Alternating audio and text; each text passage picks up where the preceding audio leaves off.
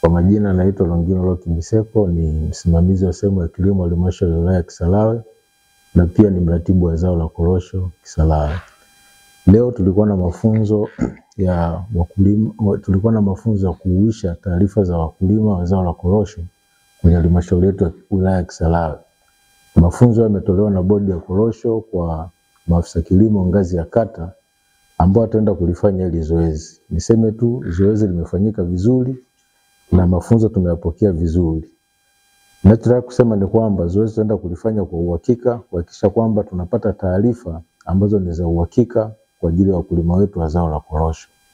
Tumekuwa na taarifa za awali ambazo tulizifanya katika kipindi cha awamu ya kwanza kwa kutumia mfumo wa daftari. Tukaja tukaboresha tena katika awamu ya pili kwa kutumia mfumo wa kidijitali. Lakini sasa tunaenda kuziboresha zaidi kuhakikisha kwamba tunakuwa na takwimu ambazo ni za uhakika zaidi zitakazopelekea sisi kuweza kuhudumia wakulima wetu kwa ufasaha zaidi. Na tutakapokamilika hili zoezi, tutaenda kufanya zoezi la mwisho la kugawa pembejeo za wakulima. Hizi pembejeo zitagawiwa baada ya kuwa tumekamilisha hili zoezi la kuhuisha hizi taarifa na kusajili taarifa za wakulima wengine wapi. Kwa rai yangu nitoe tu kwa maafisa kilimo ngazi ya kata na maafisa kilimo ngazi ya BBT walioko kwenye kata zetu, tulifanya hili zoezi kwa umakini na kwa uaminifu wa hali ya juu, kwa sababu tunasimamia maslahi makubwa ya wakulima wa wilaya yetu ya Kisarawe. Mwisho nitoe shukrani zangu za dhati kwa mkurugenzi wa halmashauri ya wilaya ya Kisarawe kwa kuhakikisha kwamba hili zoezi linafanyika, na pia nitoe shukrani za dhati kwa mkuu wetu wa wilaya ya Kisarawe kuhakikisha kwamba kwenye tasnia ya hili zao la korosho ameisimamia ipasavyo.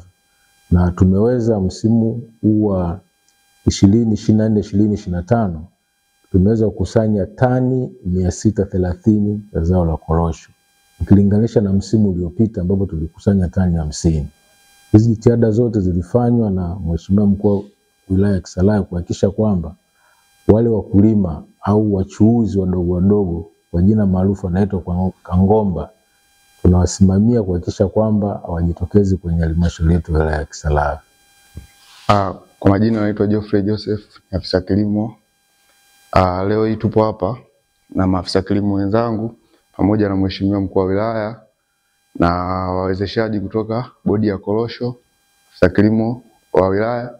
Leo hii ilikuwa ni mafunzo ya kutoka kwenye wataalamu kutoka bodi ya korosho ambayo tulikuwa tunapata maelekezo jinsi ya kuhuisha taarifa za wakulima wa korosho, ambapo kupitia mafunzo haya tumeweza kutambua namna ya kuhuisha taarifa hizo kwa wakulima ili kuwezesha kupata pembejeo pamoja na ruzuku ambazo zitaweza kuwasaidia katika kilimo na uzalishaji.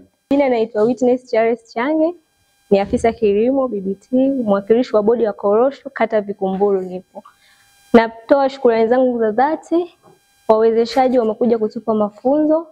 Tunawahakikishia tumeelewa na tutaenda kufanyia kazi namna ya kusajili wakulima kwa niaba ya kupata ruzuku na hizo pembejeo, na tunaamini kazi itaenda vizuri, tutafanya kwa uadilifu ili yote kukuza na kuendeleza namna ya kuzalisha korosho katika kata zetu. Asanteni.